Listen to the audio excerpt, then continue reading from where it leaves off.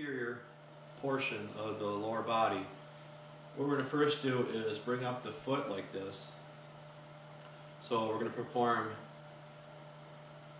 flexion of the knee, and we're going to cup the calcaneus and drop our forearm like this. So what this stretch is where we're stretching out the gastrocnemius and the soleus region. And if you're still not getting enough stretch, you can compress a little bit of the gastrocnemius and soleus region and stretch it out like this. Most people love this type of stretch. So you're stretching, again, you're performing dorsiflexion, so you're stretching out the gastrocnemius and soleus region. The opposite way, we're going to go like this. So we're going to stretch out the quadricep muscles and also the tibialis anterior. So those areas that we're stretching with this. So we're performing knee flexion and also plantar flexion too for both of those types. Okay, next option, we're going to push into the sacrum region. We push in and bring it this way.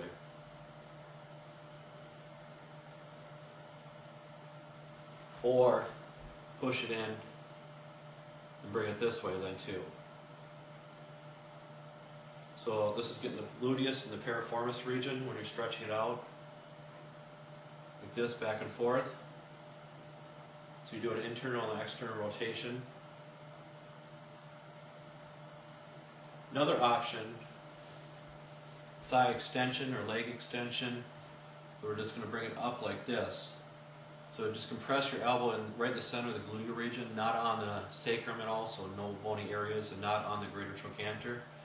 So we're going to stretch out the rectus femoris and also the adductors a little bit. It all depends on which way you're going to bring it. So if you're going to bring it out a little bit, you're going to get those areas you're going to stretch out a little bit more. Next option, we're going to cup the patella like this. Place your hand either in the gluteal region or the lower back area and just bring it back like this then. And if you need to, you can lower the table even more and you can put your knee up on the table so you can get a little bit more support and bringing it back then like this. Or another area, you can even place your hand on different areas of the back and bring it up. So again, I have the opposite leg, or you can have the same leg too, like this. And if you need more support, again, you can make sure the table's low enough so you can get your knee on the table comfortably. Just go like that and bring it up in those areas. Next option, we're going to bring it like this and this. You're going to push it down a little bit. You can even ask permission to cup the hip and kind of lift it up too. So you get a little bit of the tensor fasciae lata, also the vastus lateralis. You're stretching that area out a little bit.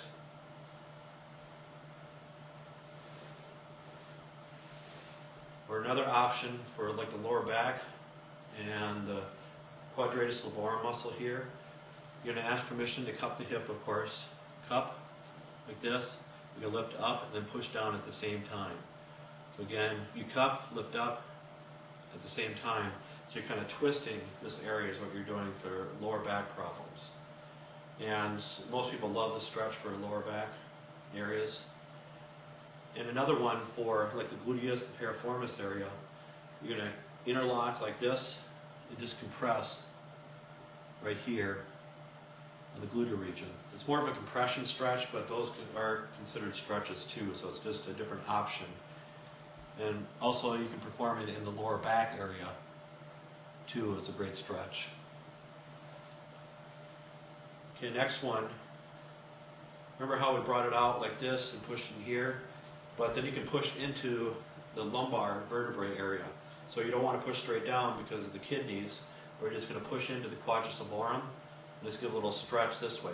So you're getting the quadratus laborum area a little bit, and also other muscles you're getting here is the adductors.